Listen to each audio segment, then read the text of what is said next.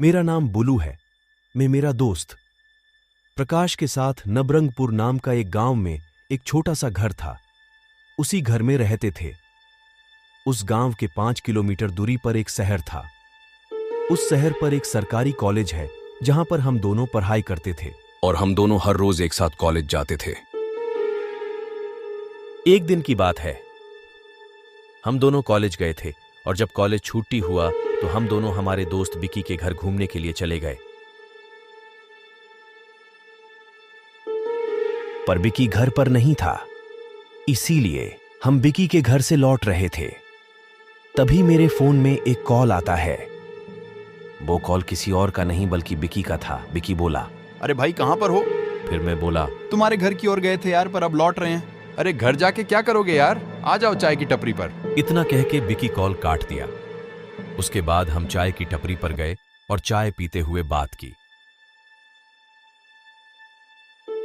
चाय खत्म होने के बाद हम तीनों वहां से घूमने के लिए निकल गए। घूमते घूमते कब रात हो गई पता नहीं चला। फिर प्रकाश ने बोला, भाई बहुत रात हो चुका है यार, चलो घर जाते हैं। उसके बाद बिकी अपना घर जाता है और प्रकाश और मैं हमारा घर जाते हैं। जाते जाते रास्ते में एक होटल मिला। हम घर में खाना नहीं बनाए थे, इसीलिए हम होटल पर खाना खाते हैं।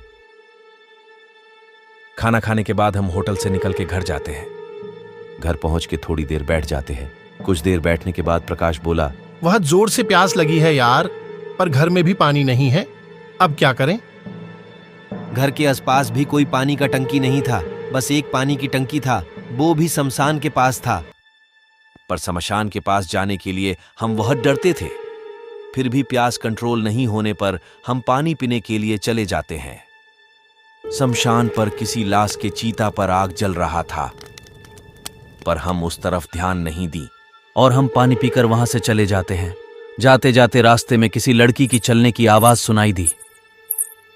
हम दोनों इधर उधर दिखने लगे, पर हमारे पास कोई नहीं था। कुछ देर के बाद वहां पर एक लड़की आ गई और बोली, मुझे बहुत भूख लगी है, कुछ खाने के लिए है तो दे दो। तभी हम सोचने लगे कि इतनी रात को ये लड़की क्या कर रही है। उतने में ही वो लड़की गायब हो गई और एक चुड़ैल बन गई। हम दोनों बहुत डर गए और डर के मारे दौड़ते हुए घर चले आए। उसी दिन से हम कभी रात को बाहर नहीं निकले।